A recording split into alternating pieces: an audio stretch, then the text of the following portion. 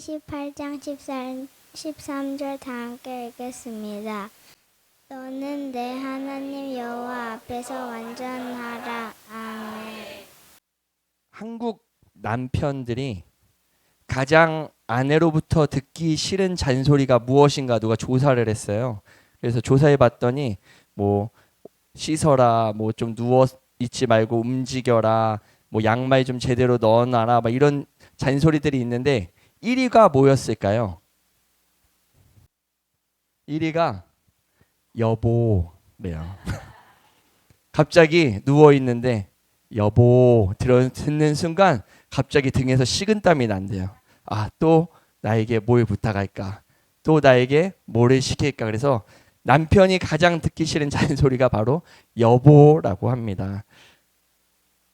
이 여보라고 부르면 설레이고 기쁘고 즐거워야 되는 단어인데 우리가 이 단어를 가장 싫어하게 된 이유는요, 바로 우리 관계 가운데 문제가 있기 때문입니다. 우리가 관계가 너무나 좋고 행복할 때는요, 저는 집에서 저희 아내를 이렇게 조이조이 따라다니거든요. 이렇게 아내가 너무 좋으니까 이렇게 말하고 싶은 게 막 많아서 계속 조이조이 이렇게 쫓아다녀요. 근데 싸우거나 관계가 틀어져 있을 때는요, 어때요? 집에 들어가기가 쉽지 않잖아요. 같이 한 곳에 있고 싶지 않아요. 누가 나를 부를 때 그게 숨이 턱턱 막힐 때가 있습니다. 우리와 하나님 사이의 관계에서도 하나님께서 우리에게 율법이라는 계명을 주시고 이렇게 하고 이렇게 하지 말라고 하실 때 우리가 하나님과의 관계가 좋으면 이러한 율법의 말씀들이 어떻게 들릴까요?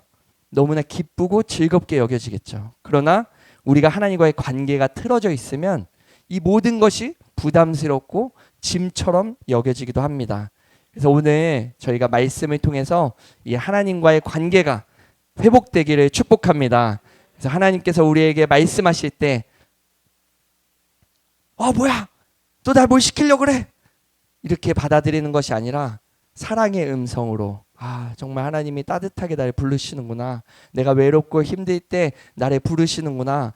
또 나에게 어떤 선물을 주기 위해서 부르시는구나 하며 하나님의 음성이 우리에게 달콤한 목소리로 들려지게 되기를 축복합니다. 저희가 지난 15주 동안에, 오늘이 벌써 16차거든요. 15주 동안에 율법을 완성하신 이 예수님의 은혜에 대해서 우리가 함께 배웠습니다. 예수님은 우리에게 율법을 주시고 율법을 해석해 주시고 심지어는 본인이 다 완전히 성취하심으로써 우리에게 놀라운 구원의 은혜를 부어 주셨습니다. 그래서 이것을 우리가 쉽게 압축해서 이야기한다면 바로 우리의 구원의 공로는 예수님이 100, 나는 0이라고 할 수 있죠. 그래서 우리는 우리의 구원을 위해서 무엇을 노력하고 우리가 이룬 것이 아니라 모든 것이 다 예수님이 이루어주셨고 예수님이 시작하셨고 예수님이 끝까지 완성하신 분도 예수님이라는 사실입니다. 그래서 우리가 이 구원을 생각하면 내가 한 것이 아무것도 없고 받을 자격이 없는데 주신 거기 때문에 우리는 그것을 은혜라고 말하고 그것을 우리는 선물이라고 이야기합니다. 왜냐하면 예수님이 다 하셨기 때문에 그래요. 그렇다면 이 놀라운 구원의 은혜와 선물을 받은 우리는 어떻게 살아야 하는가? 우리는 이제 앞으로 어떻게 이 은혜를 누리며 살아야 하는가에 대한 질문이 저와 여러분만 하는 고민이 아니라 놀랍게도 2000년 동안 고민해온 문제라는 거예요. 한쪽에서는 예수님이 다 이루셨대. 우리는 이제 뭐 하면 돼요? 이 자유를 누리면 돼요. 그래서 이제 율법 지킬 필요 없어. 자유롭게 하면 돼 이제. 그러면서 이제 하나님의 말씀이신 율법 자체를 부정하는 쪽이 있고 반대쪽에서는 이제 어떻게 하냐면 예수님이 구원의 문을 열어놓으신 거야. 이제 이 길을 달려가는 건 누가 해야 되는 거예요? 내가 달려가야 되는 거예요.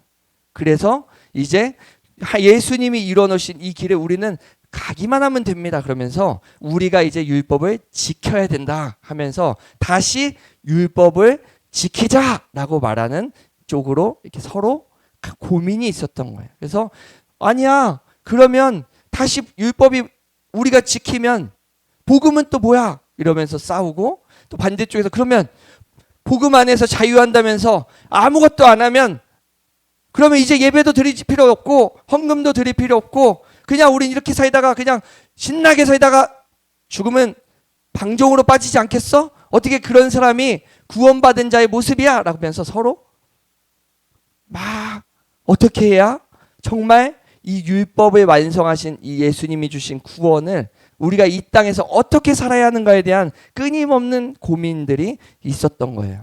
저희도 이러한 부분이 고민되지 않으세요? 예수님이 다 하셨다면서 그럼 우린 이제 놓이기만 하면 되나? 아니면 다시 또 우리는 열심히 또 기도하고 전도하고 말씀 듣고 또 어떻게 살아야 되는 거지? 하는 궁금함이 있습니다. 그래서 이런 개혁 교회, 그러니까 종교개혁 이후에 개혁 교회에서는 이 질문에 대해서 이렇게 답을 정했어요. 하이델베르크 요리문답에 보면은 신자는 처음에 죄로 인해서 타락한 상태였어요. 아무 소망이 없는 상태에 하나님께서 구원을 완성하심으로써 이것을 우리에게 은혜로 주셨어요. 이 은혜를 받은 성도는 이제 어떻게 살아야 되냐? 바로 감사하는 삶을 살아야 된다라고 정의를 내린 거예요. 우리가 얼마나 비참한 자인지 알면, 내가 얼마나 끔찍하게 망한 자인지를 알면 주님이 내어주시는 은혜의 소낙비가 너무나 감사해요. 너무나 달콤해요. 정말 주님이 나에게 이러한, 어떻게 나를 이렇게 구해주시고 어떻게 나에게 이렇게 은혜 주실까. 그래서 감사는 결국 어떠한 요구사항이라기보다는 은혜를 안 자가 마땅히 하는 반응인 거죠. 아멘.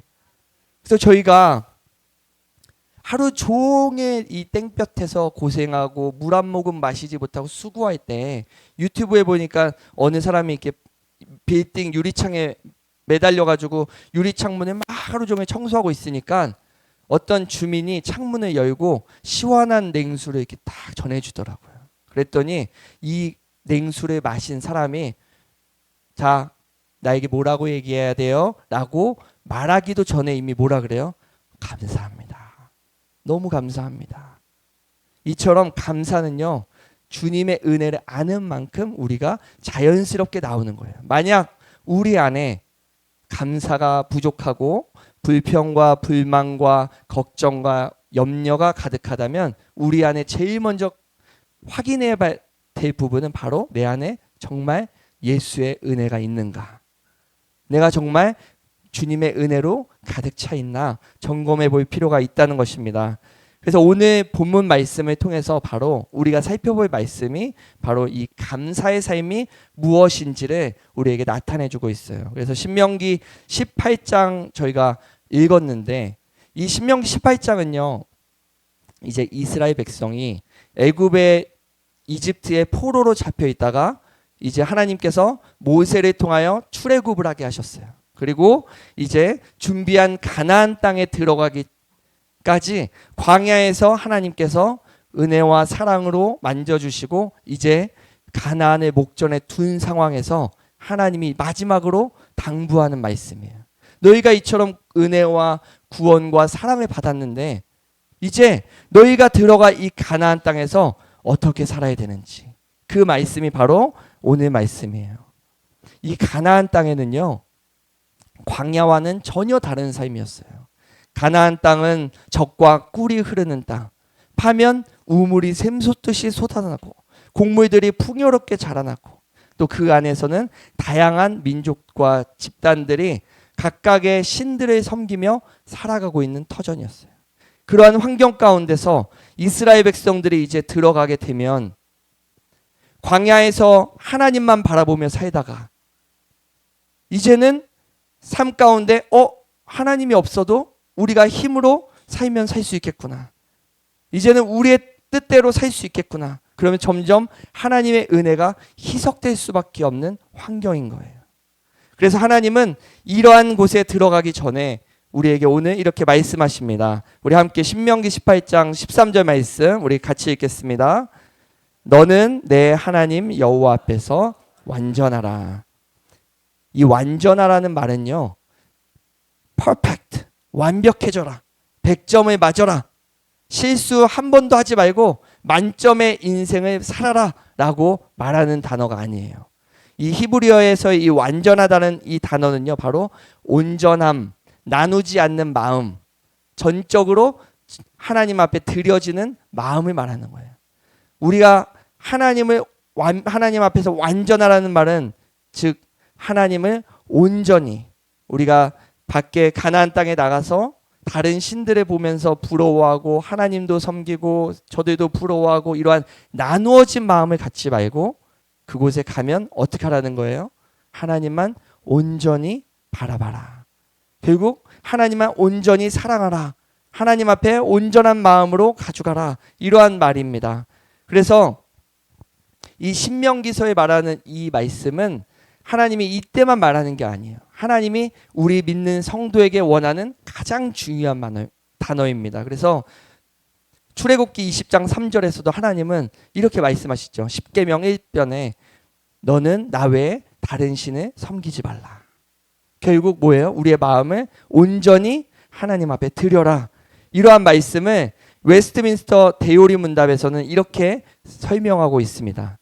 하나님께서 우리에게 요구하시는 것은 그분을 유일하신 하나님으로 우리가 온전히 믿고 예배하고 그분만 찬양하는 것이다 라고 말하고 있어요. 결국 이 10계명의 첫 번째 계명의 핵심은 바로 우리의 마음의 중심이 누구에게 있느냐라는 것이죠. 어느 부모도 자녀가 결혼할 때 이러한 마음을 하진 않을 거예요. 축복의 말씀을 한다고 이제 결혼하면 주변에 더 이쁜 여자들 마음대로 사랑해 라며 이야기하는 부모는 없어요. 뭐라고 얘기해요? 이제는 이 여자만 보고 이 여자만 사랑하고 이 여자만 아끼고 도입하라. 이것처럼 하나님께서는 우리에게 마음이 나눠지는 것을 원치 않으십니다. 우리의 마음이 정말 하나님 앞에 온전히 있는지 이 시간 우리가 주님 앞에 나의 마음을 점검해 보시기를 바랍니다. 그래서 예수님께서도 마태복음 22장에 이렇게 말하세요. 하나님을 말씀하신 이 율법의 핵심이 뭐냐? 바로 이러한 원리라는 거예요. 우리의 마음이 온전히 하나님을 사랑하고 그리고 이웃을 사랑하는 것이 바로 이 율법의 모든 것의 핵심이라고 말해주고 있어요. 우리의 마음을 다한다는 것은 이처럼 우리의 마음을 나누지 않는 것입니다. 하나님께서 신명기에서 말씀하신 이 완전함이라는 것은 바로 하나님을 향한 우리의 온전한 사랑이었습니다.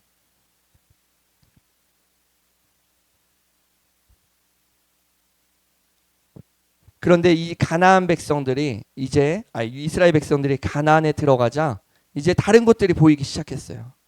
하나님도 보이고 돈도 보이고 미래를 걱정할 때마다 주변에 우리는 이렇게 기도해서 응답받아, 우리는 가뭄이 오면 이 신에게 절하고, 우리는 비가 오면 이 신에게 전하고, 우리는 풍요를 위해서는 이 신을 위해서 기도하고. 너희들처럼 그렇게 하나님만 방법이 있는 게 아니야, 다른 방법 많이 있어 라는 것들을 보여주자 그들의 마음도 어떻게 됐을까요? 점점 하나님의 놀라운 은혜와 사랑으로 출애굽 가운데 경험했음에도 불구하고 가나안 속에서 그들의 마음이 나눠지기 시작했어요. 우리가 말씀으로 은혜 받고 예수님이 다 하셨대, 예수님이 우리의 모든 것을 이루어 주셨대, 우리는 아무것도 안 해도 주님이 다 해주셨어, 할렐루야 아멘, 그러고 이제 우리가 나갈 때 서로 인사하며 예수배 나는 제로 막 이렇게 막 기쁜 마음으로 확신에 가득 찬 마음으로 현장에 돌아가면 우리의 삶 가운데서는 이처럼 가나안에서의 경험했던 모습처럼 하나님의 말씀을 온전히 사랑하고 지킬 수가 없어요. 우리는 이처럼 하나님을 온전히 사랑할 수 없습니다. 성경은 그렇다고 우리에게 너희들은 할 수 없으니까 그러면 아무것도 안 해도 돼, 괜찮아 라고 말하지 않아요. 우리의 마음의 상태가 어떤지에 대해서 예레미야서에 이렇게 말하고 있습니다. 만물보다 거짓되고 심히 부패한 것이 우리 마음의 모습이라는 거예요. 즉 얘기하면 음식이 상한 것처럼 우리의 마음이 완전히 상하고 부패하고 썩은 내가 가득해요. 우리 중에 누구가 배고프다고 음식물 쓰레기통에 뒤져서 요리하는 사람은 아무도 없을 거예요. 이처럼 우리의 마음은 하나님 앞에 온전히 드릴 수 없는 아주 죄악으로 범벅된 마음이에요.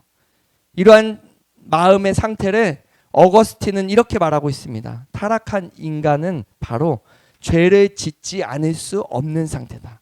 하나님이 처음에 인간을 만드셨을 때 인간은 죄를 지을 수도 있고 죄를 안 지을 수도 있는 상태였던 거예요. 그런데 인간이 스스로 결정해서 마귀의 유혹이 있었지만 마귀는 우리를 죄를 짓도록 만드는 존재는 아닌 거예요. 마귀는 우리가 막 억지로 끌고 가서 너 죄를 지어 이렇게 못해요. 마귀가 하는 역할은 뭐예요? 자꾸 우리를 유혹해요. 야, 저게 더 좋아.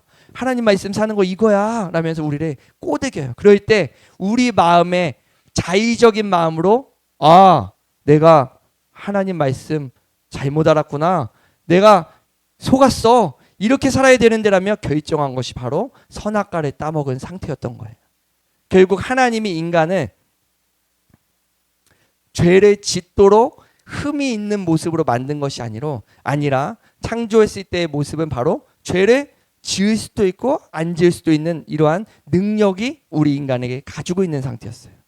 그러다 인간이 타락할 결정하고 죄를 지었습니다. 아담의 후손인 우리는 이제는요 죄를 지을 수밖에 없는 존재인 거예요. 우리 안에는 그러면 선한 마음으로 선을 행할 수 있는 능력이 있다는 거예요? 없다는 거예요? 없어요. 그렇기 때문에 예수님이 우리에게 1%의 공로도 요구하지 않으시는 거예요. 왜냐하면 우리는 아예 할 수 없으니까. 그래서 예수님이 모든 것을 이루시고 우리에게 선물로 구원을 주셨어요. 그 구원을 받은 상태가 바로 이제는 세 번째 상태인 거예요. 우리의 상태가 두 번째에 머물러 있다면 이 시간 예수님을 주인으로 모시고 예수님이 부어주시는 그 구원의 선물을 기쁨으로 받고 우리가 세 번째 단계로 머물러야 될 줄 믿습니다. 이 세 번째 단계가 바로 우리가 창조 때의 모습과 비슷해요.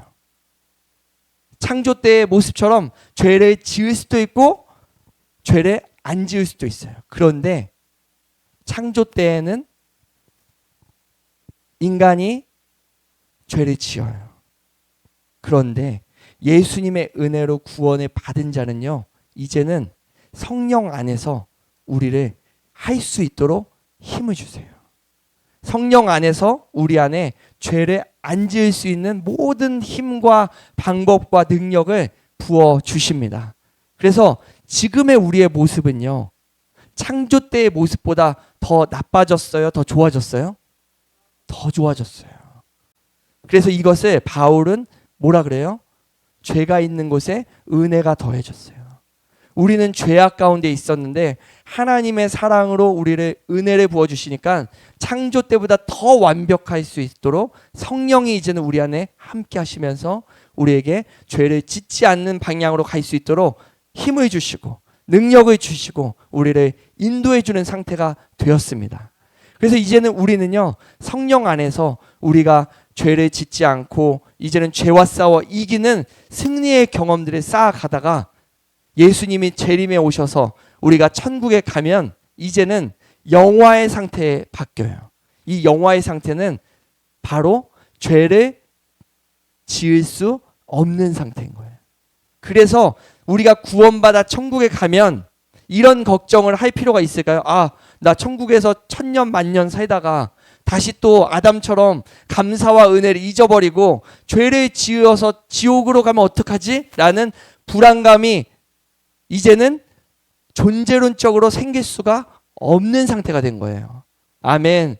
그래서 우리는요, 아직 천국에 임한 영화의 상태가 아니기 때문에 때론 우리가 성령을 의지하지 않고 우리의 열심과 욕심으로 우리가 걸려 넘어질 수가 있어요.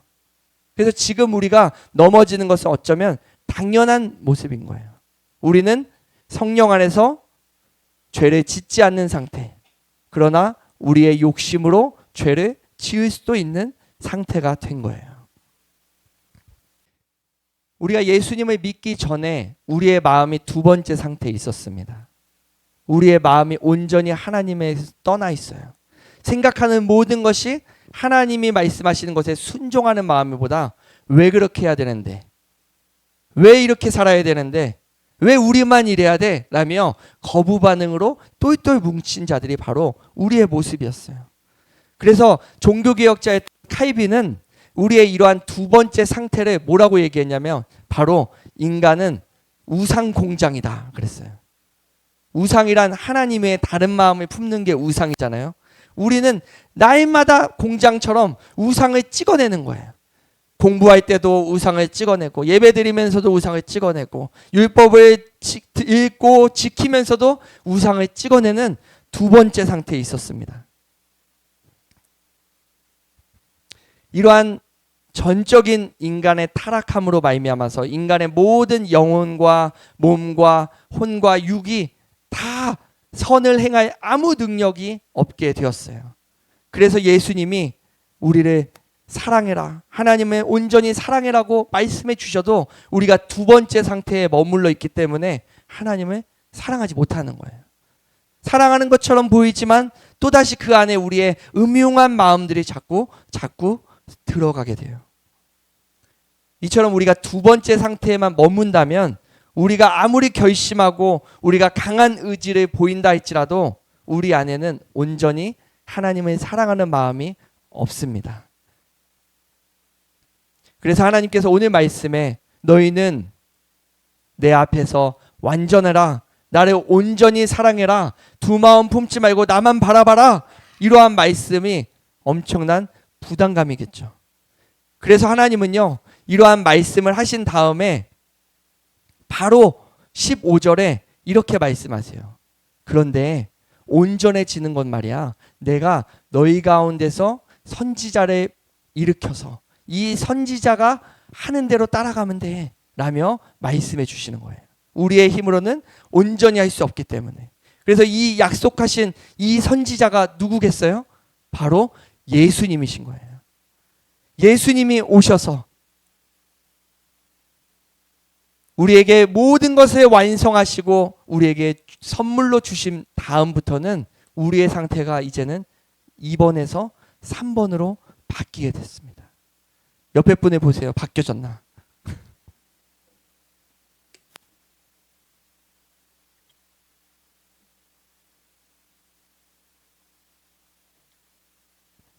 그래서 이처럼 하나님의 은혜로 우리가 이렇게 변화함을 받았습니다. 예수님이 오신 것은 이러한 우리에게 새 생명을 주어서 하나님 앞에 완전히 죽어있는 우리에게 새 생명을 부어주셔서 우리의 마음이 우상 공장 같은 마음에서 새로운 마음으로 바꿔주셨어요. 이것을 에스겔 선지자는 이렇게 말하고 있습니다. 또 새 영을 너희 속에 두고 새 마음을 너희에게 주되 너희 육신에서 굳은 마음을 제거하고 부드러운 마음을 줄 것이며 또 내 영을 너희 속에 두어 너희로 내 율례를 행하게 하리니 너희가 내 규례를 지켜 행하리라. 아멘. 하나님은 우리가 스스로 마음을 고칠 수 없음을 아시고 우리에게 예수님을 주셔서 우리의 마음을 완전한 새로운 마음으로 바꿔주셨어요. 이제는 하나님의 말씀을 우리의 들을 때마다 하나님을 거부하고 밀어내고 죄의 마음으로 받아들이는 것이 아니라 성령이 우리 안에서 새로운 마음을 부어주셔서 이제는 성령을 의지하여 죄를 짓지 않고 온전히 하나님의 말씀대로 살 수 있는 은혜를 부어주셨습니다.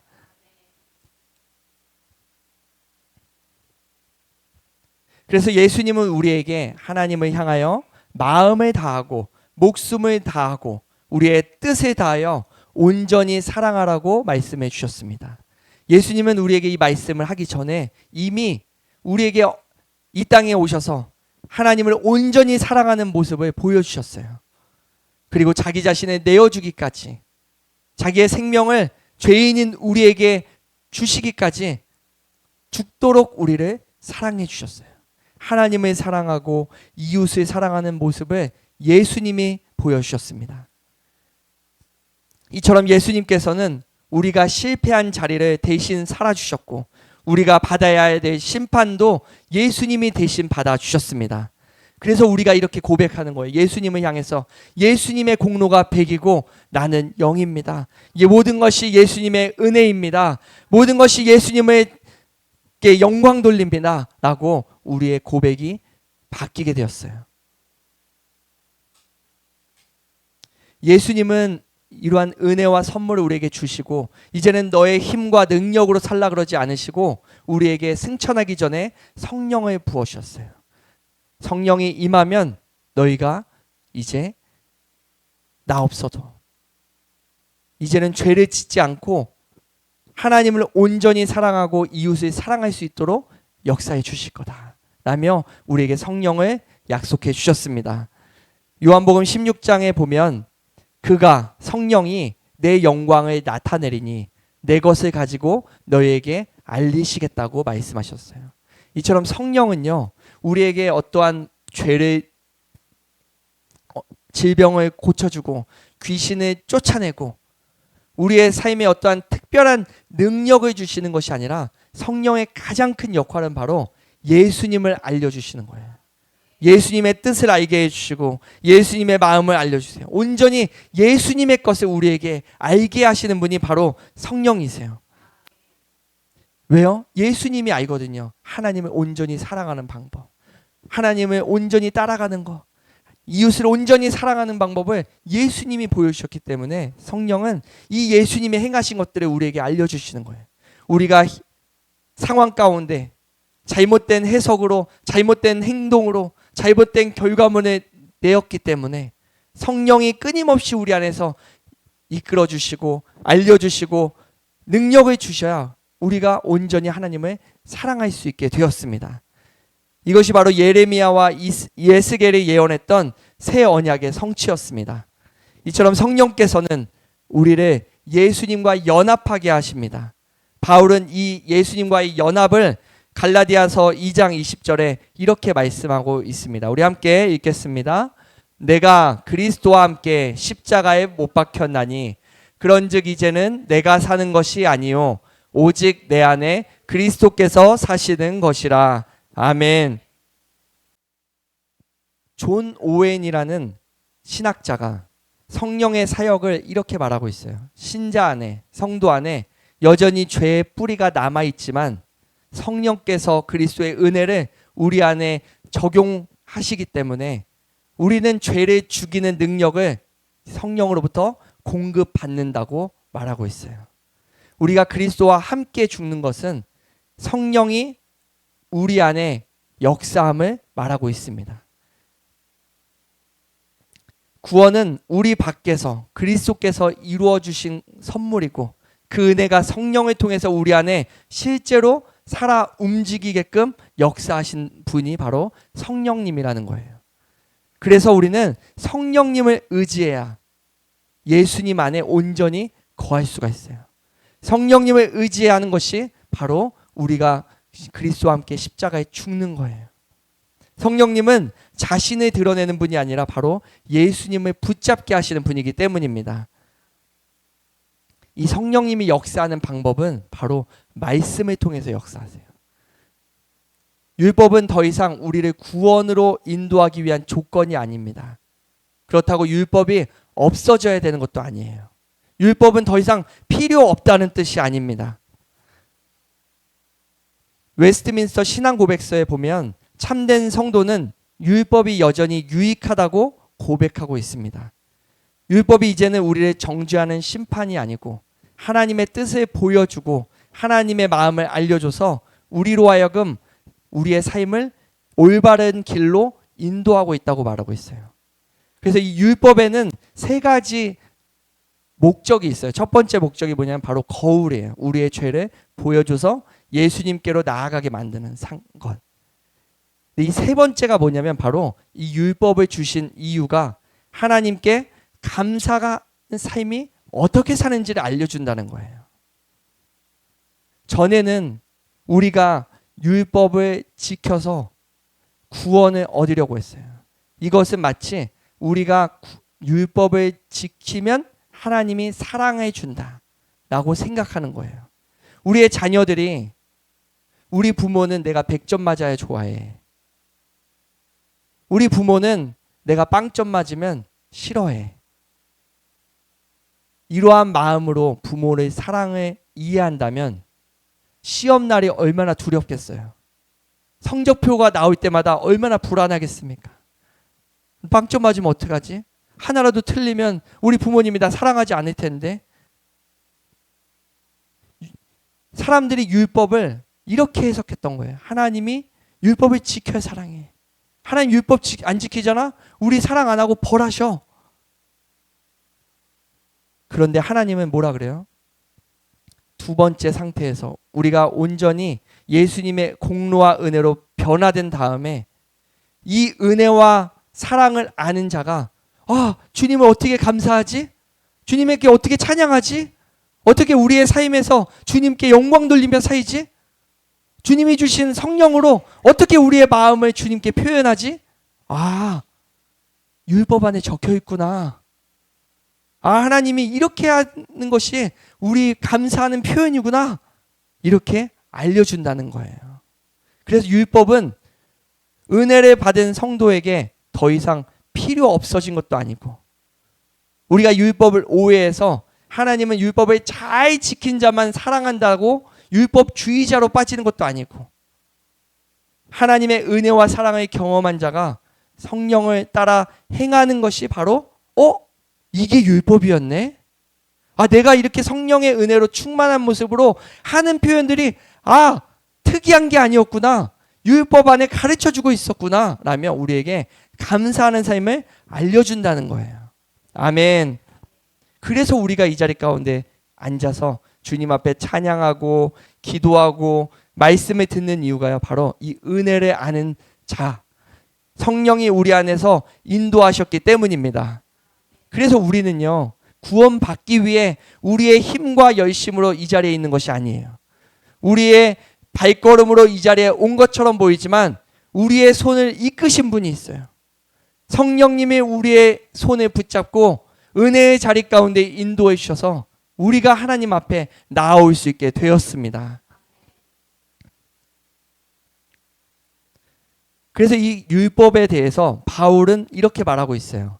육신에 따르지 않고 그 영을 따라, 성령을 따라 행하는 우리에게 율법의 요구가 이루어지게 하길 원하시는 거예요. 성령이 따라 살다 보면 율법이 이루어져 있는 삶이 되는 거예요. 그래서 율법은 우리에게 필요하다, 필요하지 않다? 필요하다. 그래서 바울은 율법을 이전의 모습처럼 우리가 열심히 지켜라 라고 말하지 않고 이렇게 말해요. 율법을 힘써 지키려고 노력하지 말고 성령의 은혜 안에 거하려고 해라. 예수님의 나무에 붙어 있으려고 해라. 이게 우리가 할 역할인 거예요. 우리 안에 죄를 지을 수도 있고 죄를 안 지을 수도 있는, 예수님께 매달릴 수도 있고 떨어져 나가려고 할 수도 있어요. 그럴 때마다 우리가 성령을 의지해서 성령을 붙잡고 성령의 은혜를 구하다 보면 우리가 어디에 있어요? 예수님에 붙어 있고 열매 맺고 풍성한 삶을 누리는 모습을 경험하게 된다는 겁니다. 이처럼 율법은 우리를 구원을 얻으려고 우리가 율법을 지키는 것이 아니라 우리가 구원을 주신 은혜에 감사하는 방법이 바로 율법이라는 것입니다. 성도의 역할은 우리도 열심히 성화를 이루어내려고 노력하는 자가 아니라, 그렇다고 우리가 아무것도 안 하고 가만히 있는 것도 아닙니다. 이러한 긴장관계, 열심히 하라는 거야, 아무것도 하지 말라는 거야, 이러한 긴장관계에 대해서 바울이 빌립보서에 이렇게 말하고 있어요.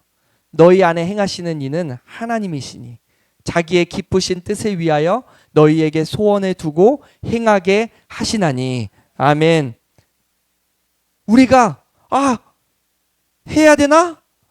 말아야 되나? 이러한 고민 중에 있지만 성령이 우리 안에서 잠자고 계시지 않으세요? 성령이 가만히 있지 않으세요? 우리가 고민하고 어떻게 해야 될지 모를 때 성령이 우리 안에서 행하게 하세요. 우리 안에 소원을 품게 해주세요. 이렇게 살아야 하는 거야. 이렇게 살고 싶지? 이게 너무 좋아 보이지? 이렇게 우리에게 소원을 품게 해주세요. 그리고 그것을 행하게 하시는 분도 성령이 하시는 거예요. 아멘. 하나님이 우리 안에 일하시기 때문에 우리는 힘써 그 하나님의 말씀에 반응하면 되는 거예요. 맞습니다. 그렇게 하겠습니다. 주님의 일하심을 믿습니다. 저도 주님의 일하심에 함께 동참하겠습니다. 이러면서 우리가 적극적으로 하나님의 말씀에 반응하는 것, 이게 바로 성도의 할 역할인 거예요. 구체적으로 어떻게 해야 반응하며 사는 것인가? 가정에서 우리가 퇴근하고 돌아오고 사소한 말다툼이 일어나고 감정이 짜증나고 화나는 마음이 들 때마다 성령님, 제 마음에 이러한 마음이 있습니다. 성령님, 나를 붙잡아 주세요. 성령이 주시는 마음에 내가 순종하겠습니다. 성령이 주시는 마음에 반응하겠습니다. 이렇게 우리가 주님을 붙잡는 거예요. 그러면 우리 안에 어떤 마음이 들어요? 너가 참어. 야, 내가 이렇게 은혜 줬는데 괜찮아. 안에 화난 마음이 무엇인지 살펴봐. 이런 마음이 줄 때요, 우리가 적극적으로 반응하는 자는 순간 욱 하다가도 맞아. 아내가 얼마나 힘들었으면 그럴까. 여보, 맞아. 내가 잘 해볼게. 에이, 괜찮아. 내가 또 했네. 넘어졌네. 그래. 맞아. 내가 나쁜 놈이야. 근데 다시 해볼게. 좀만 기다려. 이렇게 반응해 줄 수 있어요. 근데 우리가 주님이 주시는 마음에 반응하지 않고 내 기분 따라 행동하면 어떻게 돼요? 왜 나만 참아야 돼? 이 성령님이 주시는 마음에 무시하고 왜 내 기분은 바꿔주지 않는데, 왜 내 상황은, 내 감정은 무시하는데, 그러면서 같이 들이받으면 어떻게 돼요? 갑자기 평화로운 가정이 지옥의 모습으로 바뀌게 돼요. 우리가 직장에서도 때로는 동료 때문에 아니면 이유 없이 우리의 상황이 힘들고 오해를 받을 때가 있습니다. 그럴 때마다 우리가 성령님, 내 안에 함께 하셔서 이러한 오해 가운데서도 내가 이겨낼 수 있도록 도와주세요. 우리가 이처럼 성령을 구하며 기도하면 성령이 우리 안에서 올바른 길로 인도해 주세요. 그럴 때마다 우리가 그 소원을 품어주신 그 마음에 반응하면 누가 일하게 하셔요? 성령님이 우리를 행하게 하신다. 우리 친구들이 학교에서도 친구들과의 관계 가운데 때로는 성적 때문에 힘들고 낙심될 때, 그때도 우리가 구해야 될 것은 바로 성령을 의지하는 것을 배워야 돼요. 성령을 의지하고 성령을 구하면 성령님이 우리 안에서 일하는 줄 믿습니다. 이처럼 우리의 모든 상황 가운데서 우리에게 모든 구원의 은혜를 주신 이 성도의 삶은 바로 성령을 구하는 삶이에요. 예수님을 의지하는 것, 그게 바로 성령을 구하는 것입니다. 성령을 구하면 성령님이 우리를 예수님 안에 거하게 하시고 예수님의 마음에 불어넣어 주시고 예수님의 능력을 우리에게 주시기 때문입니다. 그래서 우리가 날마다 우리는 주님을 구해야 돼요. 주님이 없이는 저는 죄를 짓는 길로 선택할 수밖에 없습니다. 그러나 주님이 나와 함께 하시면 저같이 부족하고 연약한 자도 주님의 능력으로 죄를 이겨내고 죄와 싸워 승리하는 줄 믿습니다. 오늘도 주님이 나의 삶의 주인이 되어주셔서 주님이 이끄시는 대로 제가 온전히 순종하며 나아가겠습니다. 주님, 나에게 큰 소원을 품게 하셔서 주님이 이끄시는 대로 내가 따라가게 하시고 주님의 능력으로 살 때 내가 경험할 수 없었던 열매들을 맛보도록 주님이 인도해 주옵소서라며 우리가 날마다 주님을 구해야 돼요. 왜냐하면 우리의 세 번째 상태가 주님이 없이는 승리할 수 없는 상태이기 때문에 그래요. 우리가 천국에 가서 영화의 상태가 된다면 우리가 하는 모든 것이 다 주님을 찬양하고 온전한 마음으로 주님을 사랑하는 상태가 되지만 아직 우리가 세 번째 상태로 이 세상을 살아가야 되기 때문에 우리는 예수님의 도우심이 없이는 한순간도 살아갈 수 없습니다. 그래서 이제 우리가 예배의 자리에 나아가고 말씀을 읽고 기도하는 이유는 하나님으로부터 사랑받기 위해서가 아니라 이 사랑을 얼마나 감사할 수 있을까? 이 은혜가 얼마나 큰지를 경험하고 맛보고 반응하는 행동인 것입니다. 그래서 우리 믿음의 선조들은 하나님의 은혜를 우리의 삶 가운데서 표현하고 누리도록 하나님이 이러한 다양한 방편들, 방법들을 우리에게 허락하셨다고 말하고 있어요. 우리가 말씀을 듣고 예배를 드리는 것도 은혜를 누리는 하나의 방편이에요. 우리가 이따가 성찬을 드리는 것도 바로 하나님의 은혜를 누리는 방편이에요. 하나님은 우리를 버려두지 않으시고 우리를 구원해 주시고 온전히 율법을 완성하여 우리에게 선물로 주신 다음에 성령을 주셔서 우리에게 날마다 이러한 다양한 은혜의 방편 속에서 우리가 언제나 주님의 은혜 안에 거할 수 있도록 역사해 주십니다. 예수님이 우리에게 요한복음 15장 5절 말씀에 나는 포도나무요 너희는 가지라 그가 내 안에 내가 그 안에 거하면 사람이 열매를 많이 맺나니 나를 떠나서는 너희가 아무것도 할 수 없음이라. 아멘. 이게 바로 우리의 세 번째 상태인 거예요. 우리가 예수 안에 있으면, 예수님 안에 거하면, 성령님을 의지하고 날마다 성령이 주시는 힘과 능력으로 살면 우리 안에 어떠한 모습이 되냐? 바로 풍성한 열매를 맺는 삶이 된다는 거예요. 그렇기 때문에 이 열매는 나의 열심과 나의 노력으로 이룬 것이 아니라 주님이 우리에게 주신 또 다른 선물이기 때문에 우리가 열매를 가지고 교만하거나 자랑하는 것이 아니라 오히려 열매를 보면 볼수록 와, 주님이 내 안에서 일하시니 주님이 나에게 이러한 열매를 맺게 하시는구나. 주님은 이 열매를 가져가셔도 되는데 나에게 이 열매를 이 삶에서 누리며 살게 하시는구나.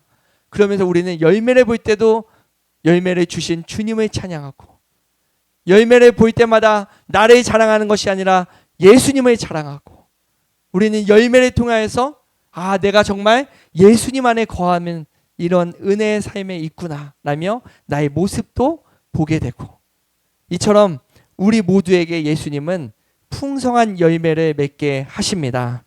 이것을 바로 성령의 열매라 그래요.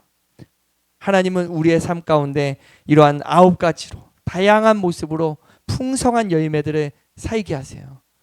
하나님을 사랑할 수 없는 자에게 성령님을 의지했더니 온전히 사랑하게 하시고 또 이 사랑을 이웃에게도 우리 사람들에게 서로 사랑할 수 있게 품어주시고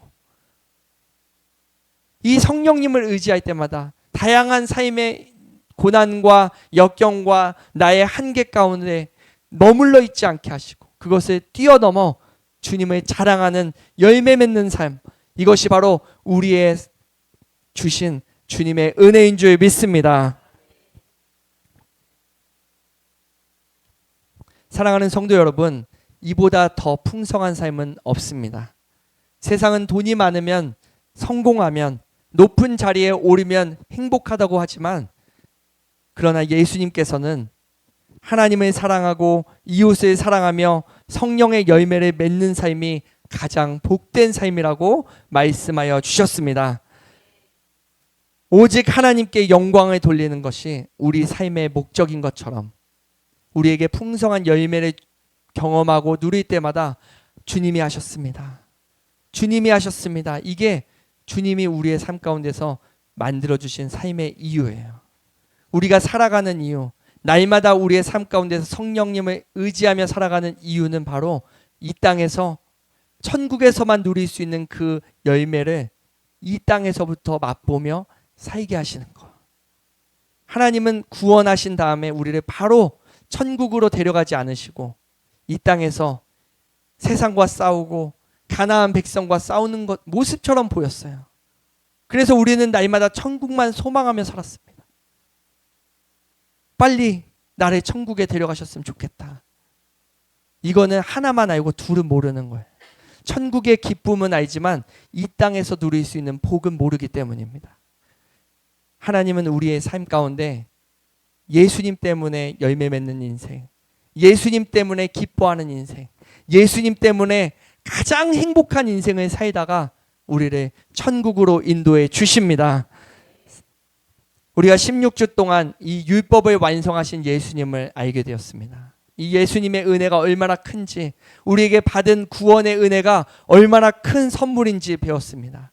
모든 것이 예수님의 은혜였고 모든 것이 예수님이 우리에게 부어주신 공로였습니다.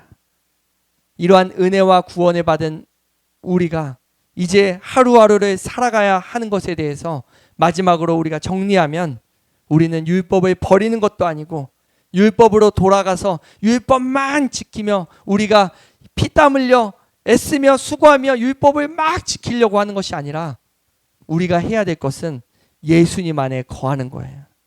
예수님 안에 거하면 예수님이 이처럼 성령의 열매들로 우리의 삶을 풍요롭게 하시고 기쁨을 주시고 이 세상을 살아가는 참된 이유와 목적으로 살아갈 수 있도록 인도해 주십니다. 이러한 은혜를 받고 살아가는 복된 성도가 되기를 축복합니다. 우리 이 시간 함께 찬양하실 때 우리의 삶의 이유는 내 힘과 내 노력으로 살고 내 열심으로 열매 맺는 것이 아니라 예수님의 힘으로 예수님을 찬양하고 예수님이 주시는 열매들을 누리도록 우리 삶 가운데 역사하신 그 예수님을 온전히 사모하고 온전히 사랑하고 온전히 의지하는 것인 줄 믿습니다. 이 시간 우리 함께 믿음으로 찬양하겠습니다. 예수는 내 힘이요